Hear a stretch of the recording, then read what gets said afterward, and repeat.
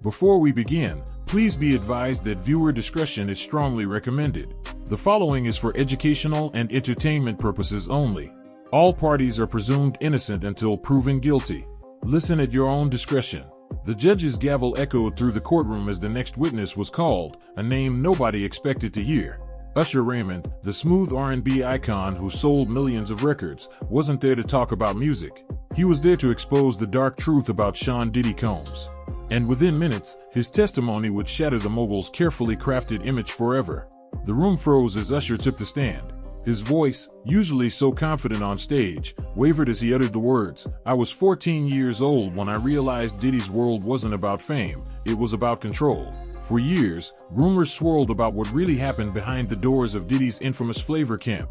But this was worse than anyone imagined. Usher described a twisted mentorship, one where champagne breakfasts and A-list parties masked something far darker. "I thought I was learning how to be a star," he told the jury. "Instead, I was learning how to survive." And then came the moment that silenced the room completely. Usher's hands shook as he revealed a detail so shocking, even the judge leaned forward. There were rituals, people in masks. And Diddy told me, "This is how grown men roll." But this was just the beginning. Because what happened next would prove Diddy's empire wasn't built on hits, it was built on silence. Usher was just a kid when his mother handed him over to Diddy, a decision she thought would fast-track his career. But from the moment he stepped into that Midtown penthouse, something felt off. It wasn't a home. It was a stage, Usher testified. Every room had a scene. Strangers passed out in corners. Grown men I recognized from TV laughing too loud at jokes I didn't understand. At first, he thought this was just how the industry worked. Diddy called it flavor camp, a crash course in the high life. But the lessons weren't about music. They were about obedience. He'd say, "Watch and learn." So I watched. And what I saw still haunts me. Then came the trip that changed everything.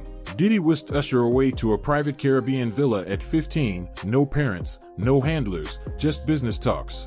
But the moment they arrived, the vibe shifted. There were rules, Usher recalled. Don't ask questions, don't wander, and most importantly, don't say no. He wouldn't detail what happened in those villas. He didn't have to. The way his voice cracked when he said, "I wasn't there for music," told the whole story. But here's what shocked the courtroom. When Usher returned, Diddy handed him a contract. Not for an album, for his silence. And that piece of paper would control the next 20 years of his life. The document looked innocent enough, standard industry paperwork, or so Usher was told at 16. But buried in the fine print were clauses that would chain him to silence for decades. "I didn't even understand half of what I was signing," Usher admitted to the court. "My mom co-signed it because the label said every artist does this." But that contract wasn't about protecting music. It was about protecting secrets.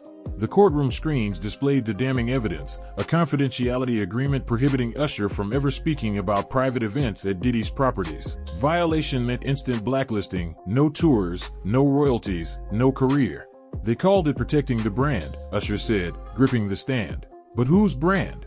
Because what I saw in those houses wasn't Bad Boy Records. It was something much darker. Then came the real kicker. In 2009, when Usher nearly broke his silence during a tell-all interview, Bad Boy's lawyers materialized within hours. "They didn't sue me," he revealed. "They just smiled and said, 'Remember what happens to artists who talk.' The next day, my backup dancers got reassigned. Coincidence? I wasn't willing to risk finding out. But the most chilling detail? Usher wasn't the only one. I've seen this same contract given to other kids," he testified, as the jury exchanged glances. "Some signed at 15, some at 17. All of us thinking we were signing our dreams into existence. Instead, we were signing away our voices." And that's when he dropped the bombshell that made even the stenographer stop typing. The bombshell hit like a thunderclap. Usher leaned into the microphone and uttered 5 words that sent Diddy's lawyers scrambling. There were always cameras rolling. Not just for music videos. Not just for behind-the-scenes content. Hidden in bookshelves. Disguised as smoke detectors. "At first I thought it was security," Usher testified. "Until I saw Diddy replaying footage of artists in compromising situations. He'd laugh and say, 'This is why we don't get sued.'" The courtroom erupted. Because this wasn't just about Usher anymore, this was about a system. A system where young artists walked into Diddy's world as bright-eyed kids and walked out as prisoners of their own worst moments. Then came the name that made headlines vanish. There was this one artist, he's gone now, Usher said, choosing his words carefully. He threatened to expose the tapes. 2 days later, his record deal evaporated. A week after that, he left the country. And nobody's heard from him since. The implication hung thick in the air. This wasn't just blackmail. This was disappearance insurance. But the most disturbing part? According to Usher, the videos weren't even Diddy's endgame. They were just the price of admission for something far worse, an inner circle where the real deals happened. Where careers weren't made, they were owned. Usher's voice dropped to a whisper as he revealed the moment he realized history was repeating itself. I got a call at 3 a.m. It was Justin, just breathing at first. Then he said 7 words that made my blood run cold. They're doing to me what they did to you. The courtroom screens flashed text messages from 2011, Bieber panicking after his first Flavor Camp invitation. Usher had warned him, don't go alone. But Diddy's team had insisted. It's just a listening party, they'd said. When I finally found Justin 2 days later, he wouldn't look me in the eyes, Usher testified. He kept repeating I'm fine while scratching his arms raw. That's when I saw the mark on his wrist, 3 tiny triangles burned into his skin. The same symbol from Diddy's private parties in 2002. A juror gasped as Usher described confronting Diddy. I asked him straight up, why are you branding kids now? He just smirked and said, the game hasn't changed. You just got soft. Then came the smoking gun, a leaked 2013 voicemail. Diddy's voice snarled through the speakers, tell your little protege to stop crying to the press. Unless he wants his Miami boat footage to go viral. The timestamp? 1 day after Bieber's infamous retirement tweet. That's when I knew, Usher said, staring directly at Diddy. You weren't mentoring artists. You were collecting them. But the most damning evidence was still to come, evidence that would tie everything back to that Caribbean villa. The revelation hit like a sledgehammer.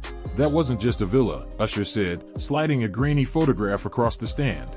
It was a studio, with editing bays in the basement, server rooms behind false walls, and security cameras covering every inch of the property, including the bedrooms.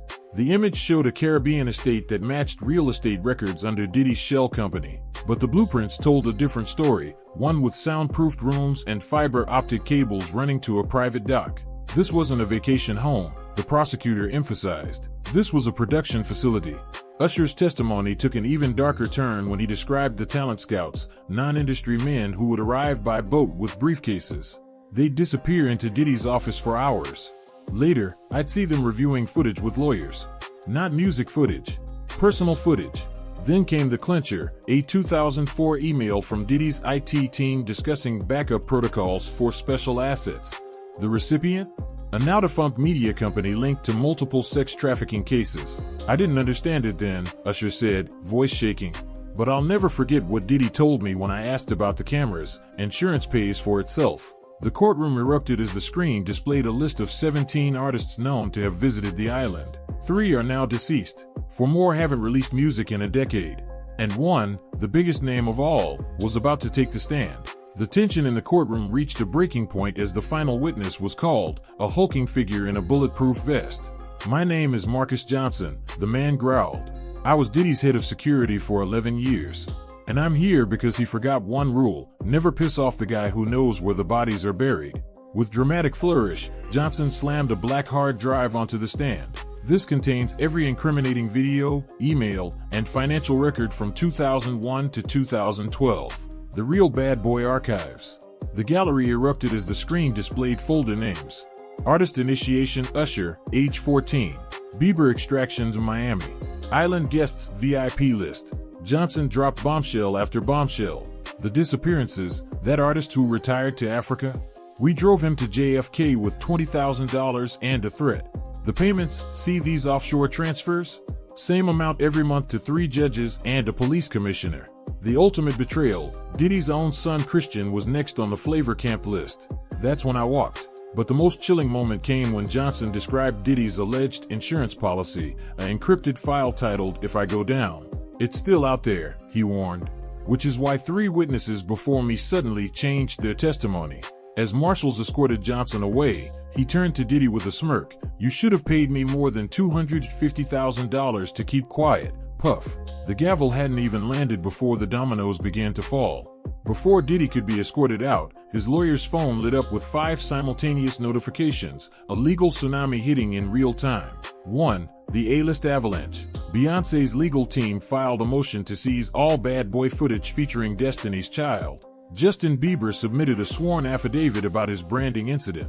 3 Oscar-winning actors quietly joined a civil suit. Turns out Diddy's Hollywood Hills retreats weren't just for musicians. 2. The paper trail. NYPD confirmed they're reopening 3 cold cases linked to the island guest list. Meanwhile, a leaked FBI memo revealed agents are tracking cryptocurrency payments from Diddy's Bahamas accounts too. 3. The ultimate twist. A surprise witness emerged, Diddy's former chef. He kept a ledger, the prosecutor revealed. Every special guest had a code name. Usher was Little Almond. Bieber was Vanilla Bean. The gallery gasped at page 17, prepped white party for client number 1, DC initials. As the screen zoomed in on those initials, Usher stood abruptly. That's when I realized, he said, this wasn't just our trauma. It was their business model. But here's what they're not telling you on the news. This is just phase 1. The FBI has already subpoenaed 12 more celebrities linked to Diddy's parties. Smash that like button and turn on notifications, because when those names drop in part 2, trust me, you'll want to see it first.